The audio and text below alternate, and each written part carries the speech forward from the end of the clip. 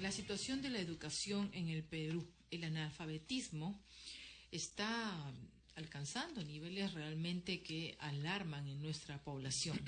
Apurímac y Huánuco presentan las más elevadas tasas de analfabetismo, con un 18%, seguidas de Huancavelica, Ayacucho y Cajamarca.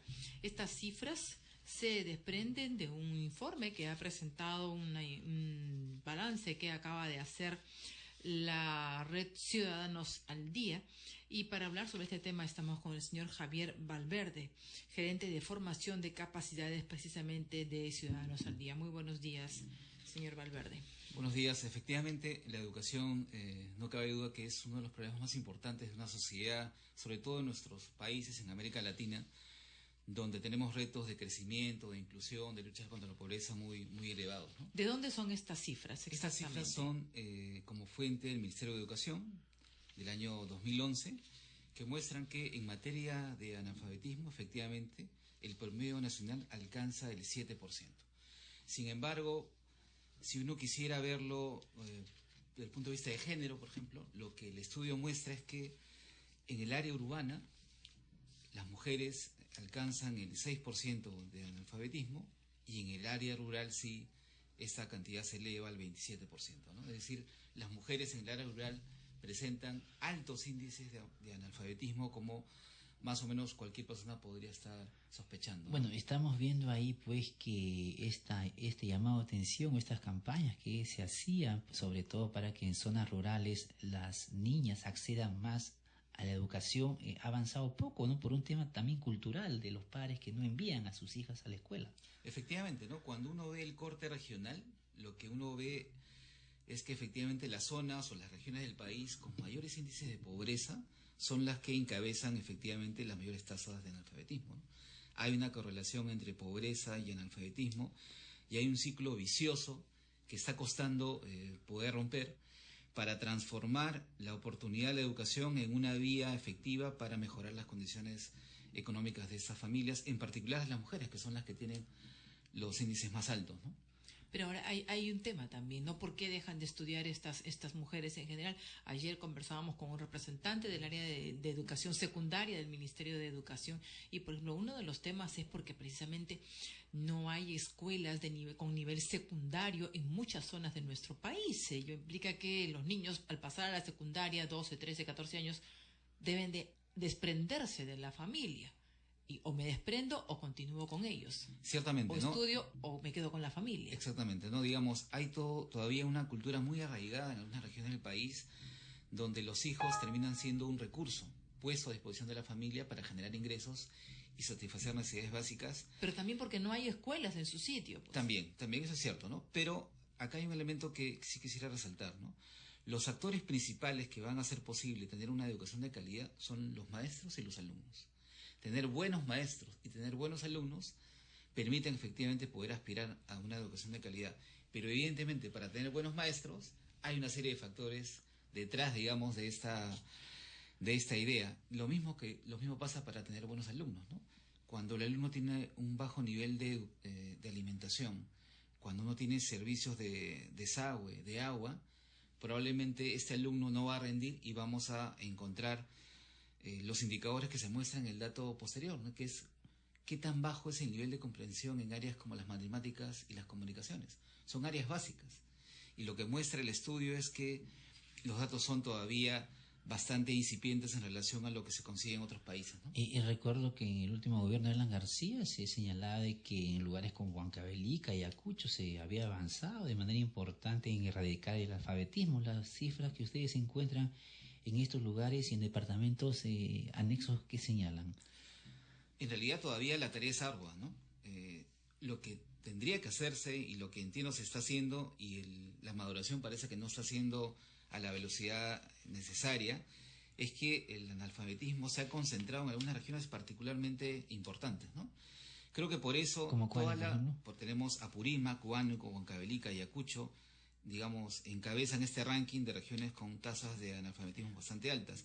Por esa razón, seguramente el gobierno ha priorizado estas zonas para una serie de acciones vinculadas con las campañas de inclusión social, el programa Juntos, ¿no? Programas que, por cierto, son o significan ayudas condicionadas, porque la idea de la transferencia tiene que ver con el compromiso de las familias de justamente mandar a sus hijos a la educación, para poder revertir y generar un círculo virtuoso alrededor de este proceso, ¿no? De este análisis que ustedes están haciendo de las cifras que proporciona el propio Ministerio de Educación, se señala aquí que, bueno, a un mes de terminar el año escolar, hay gobiernos locales, como por ejemplo en Apurímac y Ayacucho, que no llegan al 30% de ejecución de su presupuesto en el sector educación. ¿Por qué? ¿Qué es lo que está pasando aquí? ¿Qué han detectado? A ver, hay dos ideas aquí que uno podría compartir en relación a estos datos, ¿no? Una primera es que las regiones del país que tienen el mayor cantidad de presupuesto en el área de educación son las que tienen mayores problemas para ejecución.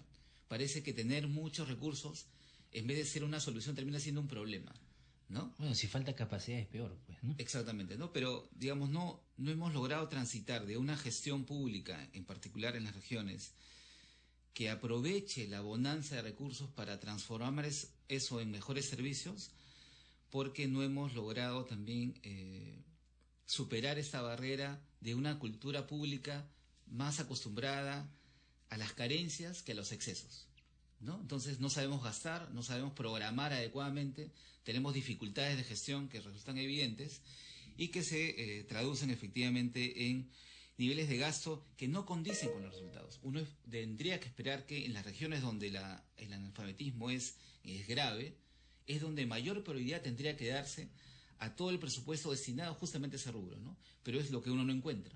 Ahí hay un llamado de atención en realidad a las autoridades en relación a cuáles son las prioridades de la gestión, de qué manera hay que empezar a mirar indicadores para establecer una agenda de trabajo que permita atender las necesidades de la localidad. Ahora, y la estrategia de erradicar el analfabetismo de las zonas también debería comprender el tema de la educación bilingüe, ¿no? Porque de lo contrario hay niños, ¿cómo lo vas a alfabetizar pues en otra lengua? Exactamente. Este no es solo un problema en la educación, ¿no? Evidentemente, desde el Ministerio se están haciendo esfuerzos para poder desarrollar una serie de herramientas que sean ad hoc para la localidad, ¿no? Pasa mucho en algunas entidades públicas que desarrollan una serie de campañas olvidando, por ejemplo, el perfil de la población o del vecino, ¿no? Yo he estado hace poco en una ciudad donde desarrollaba una serie de campañas en un idioma que era ajeno a la población de la localidad. Entonces, concentrarse e identificar al ciudadano beneficiario permite efectivamente tener mejores resultados en esta materia. Y efectivamente, ¿no? Es casi una agresión poder implementar un programa de educación que se haga en una lengua diferente a la lengua materna del mayor porcentaje de la población de esa localidad, ¿no? Por la experiencia que está habiendo con el Ministerio de Educación propiamente, y lo hemos conversado aquí con representantes de Fe y Alegría, por ejemplo, el tema del acompañamiento a los maestros viene teniendo buenos resultados, nos lo están comentando. ¿No también habría que pensar aquí en hacer una suerte de acompañamiento a quienes tienen que hacerse a cargo de la gestión, de la inversión, ya que no hay la capacidad suficiente? De repente, de pronto, por ahí una persona que no alcanzó el nivel secundario alcanza a ser regidor, alcanza a ser alcalde, no está capacitado obviamente para hacer una buena inversión. Entonces, aquí también habría que tener un acompañamiento a las autoridades. Eso podría depender, no sé, quizás de la Contraloría, no tengo idea. Sí, dos Esto ideas. podría ser. Es muy importante lo que tú señalas, ¿no? Lo que la evidencia muestra, y en particular durante esta última campaña en la que hemos elegido nuevas autoridades locales y regionales, es que no se toma muy en serio, con la debida atención, la designación de las autoridades, de los gerentes municipales, por ejemplo. En una reciente campaña que hicimos en el verano de este año, lo que comprobamos es que en promedio en un municipio local de una zona diferente a Lima, cambian al gerente municipal 3 veces al año.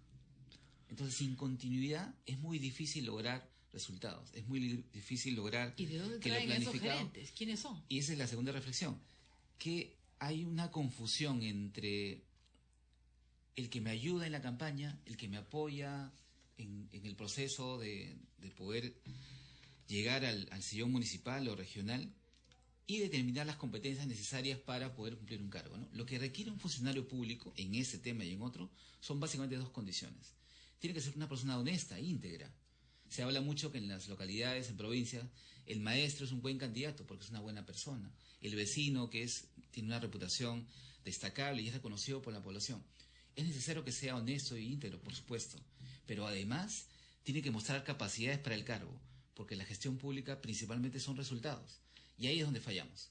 porque el amigo que me acompañó, la persona que es de mi partido o agrupación política, puede ser una gran persona, pero no necesariamente va a ser un buen gestor, un buen funcionario Porque público. es como si nos pusieran a nosotros tres pues a cargo de una operación a corazón Exactamente. abierto, Entonces, ¿no? exactamente. Entonces, corresponde al líder, en este caso el alcalde o el presidente regional, hacer una buena selección del equipo que lo acompaña. Porque la población lo que va a esperar, es decir, te da un encargo temporal de 4 años y yo espero resultados. Espero que mejores la educación, la infraestructura, la salud. Y ahí es donde estamos fallando. Pero aquí también tiene que haber un acompañamiento desde arriba, Es Ministerio de cierto. Economía, El Ministerio de Economía Contraloría, hace una serie, Superintendencia. exactamente, hace una serie de esfuerzos de capacitación, pero la queja permanente es la siguiente: hay demasiada rotación. Se invierte en capacitar, 6 meses después regreso a la misma localidad, cambiaron nuevamente los funcionarios. Entonces, tenemos un círculo vicioso que no hemos encontrado la manera de darle la vuelta todavía, ¿no? Ahora, y finalmente, en el tema del rendimiento escolar también hay regiones que preocupantes, ¿no? En los niveles que todavía conservan, ¿no?